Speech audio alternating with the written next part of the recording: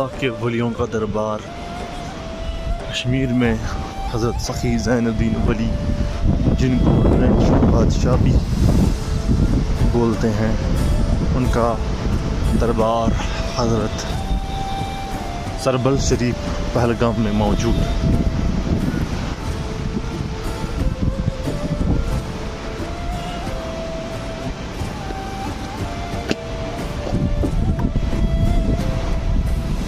आज सखी ज़ैनुद्दीन वली का उर्स पाक है, तो आज हाज़िरी भी लग गई हमारी।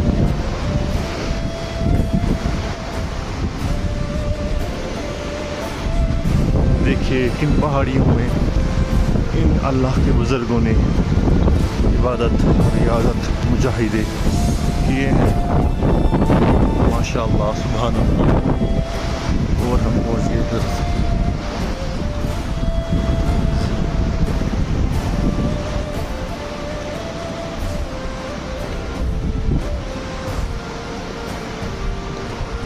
हज़रत सखी ज़ैनुद्दीन वली सरबल